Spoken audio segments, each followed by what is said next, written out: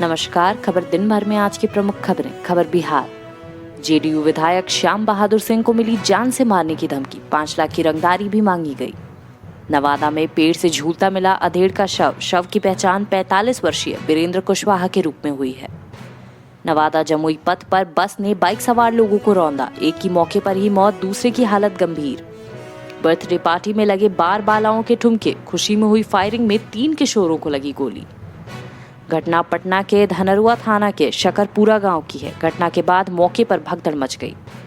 CM आवास का घेराव करने जा रही एएनएम को प्रशासन ने रोका, चुनाव में सिखाएंगी सबक। पटना में वकील का मर्डर, दानापुर कोर्ट जाने के दौरान हुई हत्या, पुलिस हत्यारों की तलाश में जुटी। चिराग के लेटर का मंत्री नीरज कुमार ने दिया जवाब, कहा रूम में बैठकर हकीकत पता नहीं चलेगी, गांव घूमिए। लालू ने पूछा, कहां खो गया है नीतीश का पर्चा, जिसे पढ़कर मांगते थे विशेष राज्य का दर्जा। तेज प्रताप को सबक सिखाएंगी ऐश्वर्या, हसनपुर से चुनाव लड़ने की कर रही हैं तैयारी।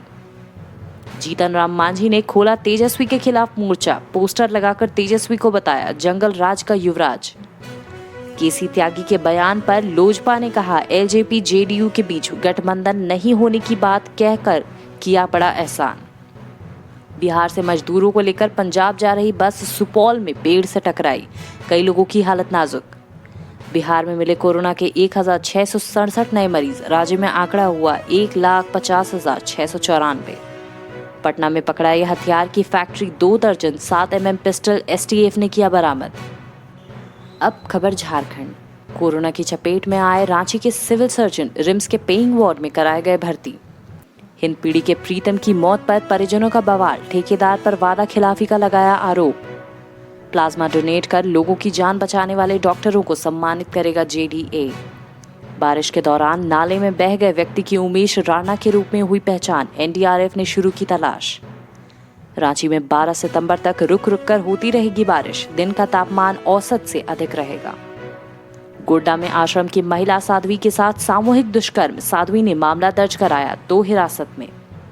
चाईबासा में बड़े भाई ने अपने ही छोटे भाई की हत्या कर उसके शव को दफना दिया। घटना मनोहरपुर थाना के डिम्बुली ऊपर टोली की है, हत्या का कारण आपसी विवाद बताया जाता है। पलामू में दिव्यांग स्कूल की 14 वर्षीय छात्रा हुई गर्भवती, पुलिस ने शुरू किया अनुसंधान। मुख्यमंत्री के द्वारा राष्ट्रीय शिक्षा नीति का विरोध करने पर भाजपा का पलटवार, बीजेपी प्रवक्ता प्रतुल शाहदेव का आरोप, हेमंत सोरेन सरकार झारखंड के आदिवासी मूलवासियों को शिक्षा से वंचित रखना चाहती है। रामगढ़ जिले में कैंप लगाकर हो रहा कोरोना का एंटीजन टेस्ट, बड़ी संख्या में जांच के लिए आ रहे लोग। अब खबर बंगाल। 12 सितंबर के बाद पश्चिम बंगाल में संपूर्ण लॉकडाउन नहीं, राज्य सरकार कर रही विचार।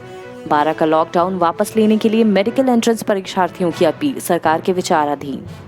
बंगाल के मुख्य सचिव राजीव सिन्हा 30 सितंबर को होंगे रिटायर, कार्यकाल नहीं बढ़ा तो आलापन बंदोपाध्याय आ सकते हैं नए सीएस। बंगाल सरकार कोविड मुकाबले के लिए अब तक खर्च कर चुकी 2,700 करोड़, केंद्र से मिले सिर्फ 200 करोड़। आधारभूत ढांचे और प्रवासी मजदूरों की वापसी आदि के मद में शुरुआती 2 महीने में ही खर्च हुए 2,000 करोड़। ममता बनर्जी के सांसद भतीजे अभिषेक बनर्जी की पत्नी हुई कोरोना संक्रमित, अस्पताल में भर्ती। विधाननगर के उप मेयर तापस चैटर्जी कोरोना संक्रमित होकर अस्पताल में भर्ती। 13 सितंबर से ही शुरू होगी मेट्रो, आज और कल होगा ट्रायल रन, आरपीएफ जवानों की छुट्टियां रद्द।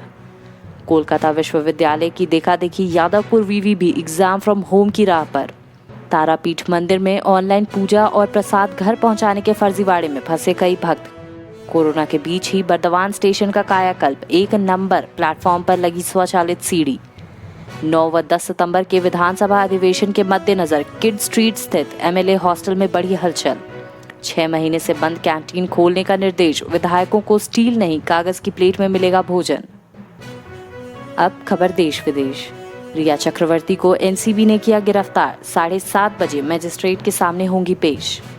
कंगना रनौत को मुंबई पहुंचते ही 14 दिन होम क्वारंटाइन करने की तैयारी, विमान यात्रियों के लिए महाराष्ट्र में यही है नियम।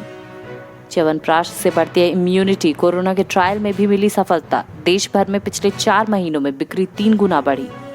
महाराष्ट्र के सीएम उद्धव ठाकरे के बाद शरद पवार और अनिल देशमुख को भी फोन पर मिली धमकी।